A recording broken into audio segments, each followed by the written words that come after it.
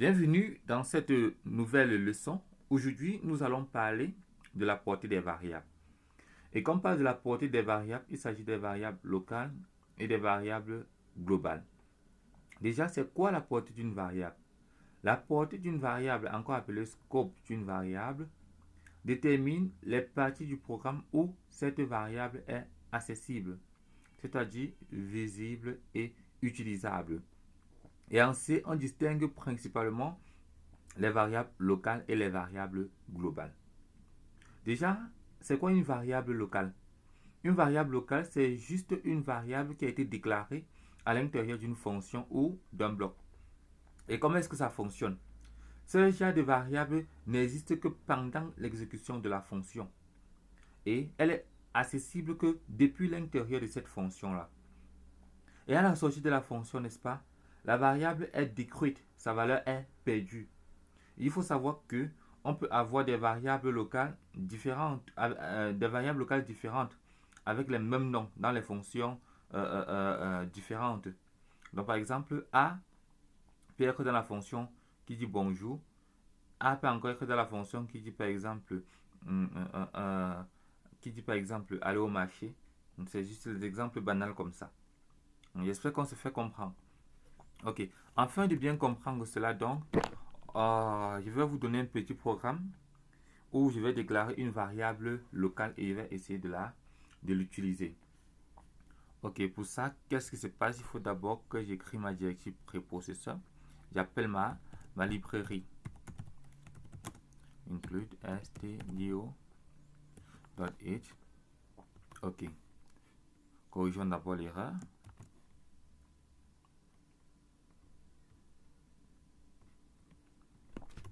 Ok, après ça, je vais écrire une fonction de type void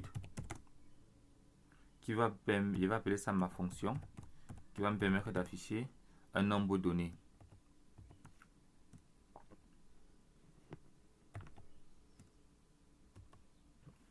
Et qu'est-ce que je vais dire là-bas? Je vais déclarer une variable int x que je vais affecter par exemple 10. Maintenant, je vais afficher. Ok. Maintenant, je déclare, j'écris mon main. Et dans ce main, qu'est-ce que je vais essayer de faire? Je vais essayer de voir si je peux avoir accès à la variable locale, c'est là.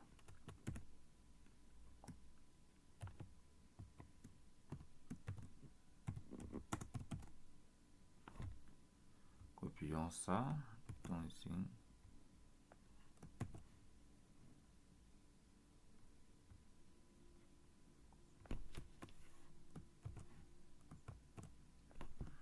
Printf.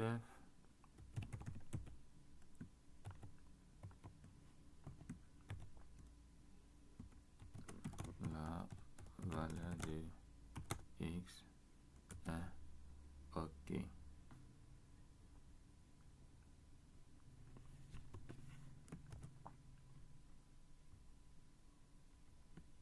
Vous voyez, ça met l'erreur, n'est-ce pas? On a une erreur. Donc déjà, range bien ceci. Ok. Vous voyez, on a une erreur. Qu'est-ce que ça dit? Identifier x is undefined. Donc, ça ne doit pas donner parce que x ne s'exécute que dans le bloc de la fonction. Dans la fonction. Il n'est pas déclaré globalement. Donc, pour pouvoir l'utiliser globalement, tu dois appeler la fonction. Maintenant, il n'y a plus d'erreur. Vous allez voir GCC. Qu'est-ce qu'on va dire? GCC, le nom du fichier, c'est quoi? Fonction.c.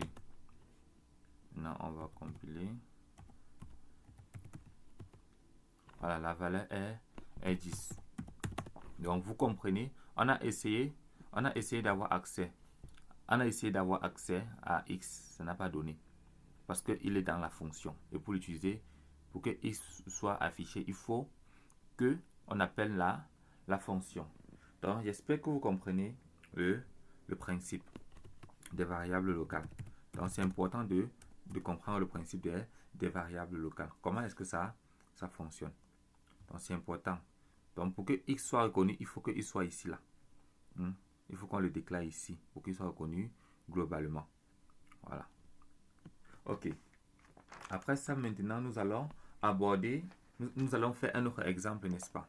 Je vais vous donner un autre exemple avec une autre fonction afin que vous puissiez mieux comprendre. Ok?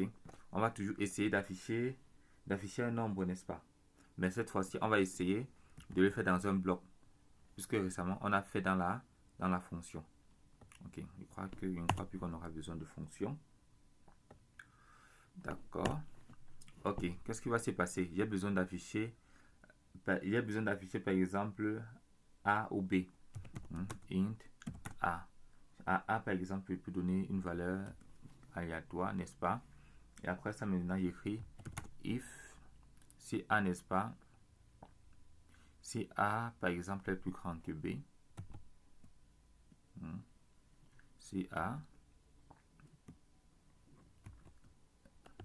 disons plus grand que 0 plutôt, autant pour moi. Donc, si A est plus grand que 0, qu'est-ce qui va se passer? Donc, si A est plus grand que 0, je vais afficher A. Avant d'afficher A, on va faire un petit jeu. On déclare une variable B ici, là, qu'on appelle 10. Après ça, maintenant, qu'est-ce qu'on va essayer de faire? On va essayer d'afficher A et B. Printf.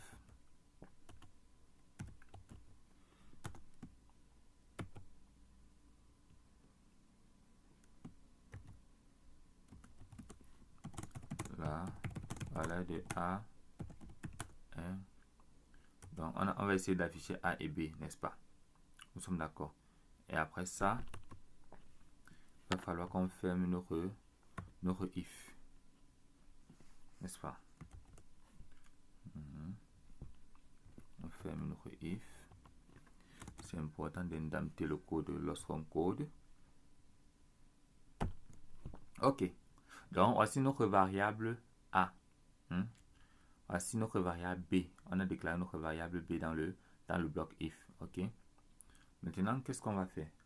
On va essayer d'avoir accès à B hors de ça. Ok. On va essayer d'avoir accès à B. N'oublions pas d'écrire notre return 0. C'est important. Ok. Essayons de voir si on peut avoir accès à B. Vous voyez, on ne peut pas avoir accès à B. Qu'est-ce qu'on dit? Identifier B is undefined. Donc l'identifiant B, ce n'est pas défini parce que B a été déclaré dans un bloc spécifique. B doit être utilisé dans le bloc C-là. Il ne doit plus être utilisé ailleurs. Or, vous voyez A. A est utilisable, n'est-ce pas? A est utilisable dans toute la fonction, dans tout le programme.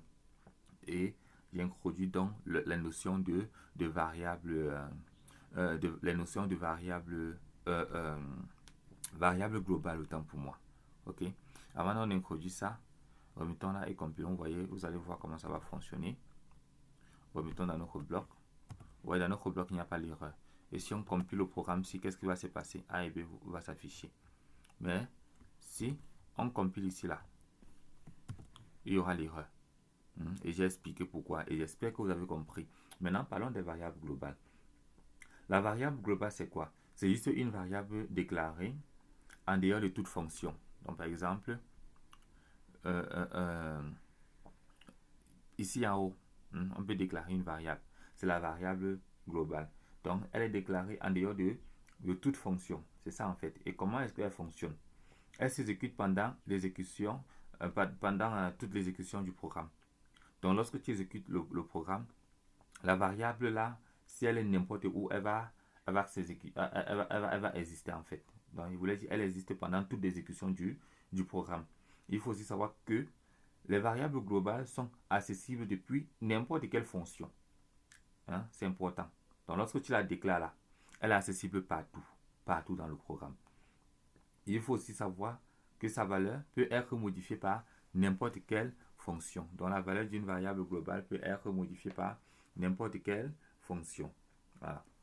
Il faut aussi savoir que si, n'est-ce pas, une fonction a une variable locale de même nom, elle masque la variable globale. Alors, je ne sais pas si vous comprenez. On va faire un exemple pour que vous puissiez comprendre cela. Ok, on va faire un exemple. Puisque c'est important vraiment de comprendre comment est-ce que les variables globales s'y fonctionnent. C'est important, ça va beaucoup vous aider. Ok, pour ça, je déclare une variable globale qu'il va appeler compteur. Ok, de type int. Nous sommes d'accord. Bon, c'est important que je l'initialise à 0. Je vais l'initialiser à 0. Puisqu'on va faire les incrémentations sur ça. Ok, après donc avoir déclaré ma variable, qu'est-ce que je dois faire maintenant? Je vais écrire une fonction void où je vais appeler la variable globale. Où je vais appeler la variable globale. C'est ça, je vais l'incrémenter. Nous sommes d'accord. Il faut savoir que ceci donc modifie la variable globale. Cela modifie d'où ceci. Si une fonction a une variable locale de même nom que la variable globale, n'est-ce pas, elle masque la variable globale. Donc, c'est-à-dire quand on va exécuter la fonction, si ça va masquer ceci. J'espère que vous comprenez un peu ce que je veux dire. Ok, continuons. Après ça, il nous faut aussi une fonction qui va permettre d'afficher. On va afficher le compteur. Ok, nous sommes d'accord. Voilà. Après donc avoir affiché le compteur, bon, c'est tout, on va s'arrêter là. On va maintenant faire le main, n'est-ce pas? Ok. Int in main. Et qu'est-ce qu'on va faire? À l'intérieur de notre main, on va appeler nos différentes fonctions. Ok, il va appeler la fonction, disons, appelons un peu la fonction afficher, voir. D'abord pour voir ce que ça donne. Ok, gcc fonction.c. Après ça, on exécute. Vous voyez, le compteur est à 0, parce que j'appelle afficher l'état initial. Maintenant, appelons voir incrémenter. Appelons incrémenter. Et lorsqu'on incrémente, on affiche le résultat. Il faut déjà oublier le return 0, c'est important. Ok. Ok. Vous voyez comment la variable s'y a changé, n'est-ce pas? La variable globale qui est dans la fonction a été impactée.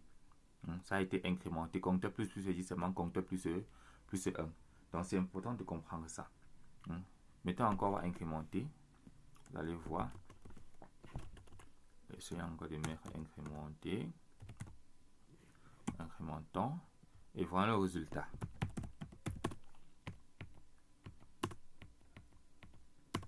Ok, vous voyez, c'est croix. On a incrémenté 3 fois. Donc, c'est vraiment très important, n'est-ce pas, de comprendre comment est-ce que les variables globales fonctionnent. Ok, on va faire un autre exemple, toujours dans l'optique de bien comprendre. Ok, maintenant, il y a un truc que je veux vous dire, n'est-ce pas? Il faut savoir que si une variable locale, n'est-ce pas, porte le même nom qu'une variable globale, c'est la locale qui est utilisée dans la fonction. Donc, supposons que ta variable locale, tu déclares une variable locale, n'est-ce pas, de type compteur. Après, tu viens encore, global autant pour moi, un compteur, n'est-ce pas, de type int. Après, maintenant, ici, tu viens encore, tu mets int compteur. Voilà, tu déclares par exemple encore int compteur. Voilà. Supposons que tu as écrit comme ça. Il faut savoir que les deux variables sont différentes. Donc, la variable ci n'est pas la même chose que ça. Parce que le compteur, si lui, s'exécute dans la fonction uniquement. Donc, c'est important. C'est pour ça que je vous dis que si une variable locale porte le même nom qu'une variable globale, alors c'est la locale qui est utilisée dans la fonction. Donc, c'est celle-ci qui sera utilisée dans la fonction. Si je mets, par exemple, 10, 12 par exemple, n'est-ce pas? C'est celle-ci qui sera utilisée par la fonction, pas celle-ci. J'espère que vous comprenez ce que je veux dire là. Donc, c'est très important de spécifier cela. Et essayons d'illustrer, voir. Ok. On va afficher. Tout à l'heure, comme on affichait, ça affichait 0, n'est-ce pas? Maintenant, on va essayer d'afficher. Pour voir. Ok. Bon, on va recompiler.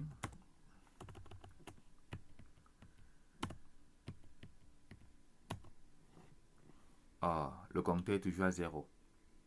Le compteur est toujours à 0. Afficher. Afficher compteur. Ok. C'est normal. C'est normal pourquoi? C'est normal parce qu'on affiche le compteur. Et ceci là, ça récupère ceci. Puisqu'on a déclaré aucune variable ici là, n'est-ce pas? On a déclaré aucune variable ici, ça récupère pour la variable globale. Ok? Bon. Ce qu'on doit faire, on doit l'enlever. Je vais l'enlever. Je vais l'enlever ici. Je vais supprimer la fonction ci. Ok. Voilà. Voyons maintenant le résultat.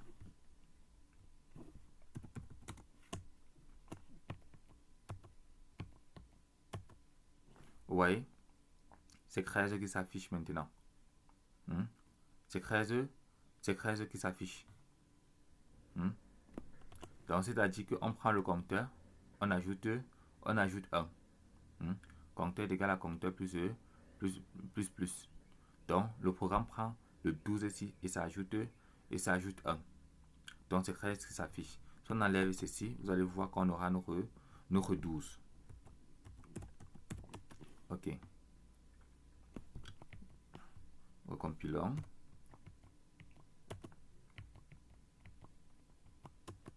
Voilà, vous voyez, c'est 12 qui s'affiche maintenant. C'est 12 qui s'affiche. Donc, c'est important de comprendre cela. Donc, on a compteur égal à 0 ici, compteur égal ici. Si j'appelle ma fonction, c'est seulement la variable de la fonction qui sera prise en compte. La variable globale, lui, ne sera pas prise en compte. Donc, c'est la variable de la fonction qui va s'exécuter, qui va être utilisée. Voilà. Ok. On va faire un autre exemple, n'est-ce pas? On va faire un autre exemple. Bon, ça sera juste un exemple simple toujours. Même chose que ça. Si vous n'avez pas bien compris l'explication que j'ai fait, vous allez mieux comprendre ici. Ok? Encore, je déclare une variable de type int, n'est-ce pas? Que j'appelle valeur. Et la variable là, j'affecte par exemple, disons 100. Donc, voici notre variable globale, n'est-ce pas?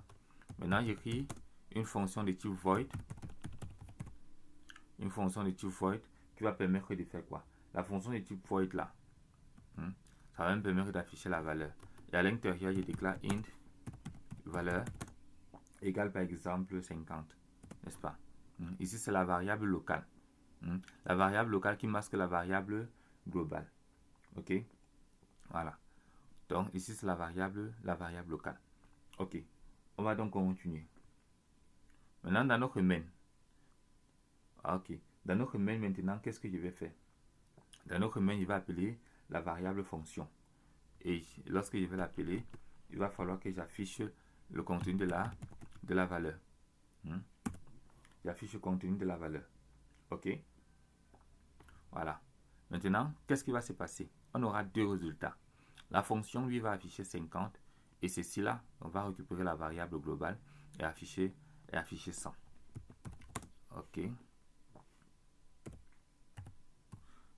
Compilons. Vous voyez, la valeur est 50, la valeur globale est 100. Donc, c'est vraiment important de comprendre ce que nous venons de faire ici. Donc, ainsi, vous avez compris comment est-ce que la variable globale fonctionne dans un programme en C et comment est-ce que la variable locale fonctionne dans un programme en C. En résumé, n'est-ce pas, la variable globale, c'est une variable qui est déclarée hors de toute fonction, n'est-ce pas? C'est ça la variable globale. Or, la variable locale, lui, est déclarée à l'intérieur d'une fonction ou d'un bloc et ne s'exécute que dans cette fonction ou dans ce bloc. Lorsque le bloc ou la fonction ne s'exécute pas, cette variable n'est pas utilisée. Rendez-vous donc dans le prochain exercice, dans la prochaine vidéo où nous allons faire l'exercice de consolidation.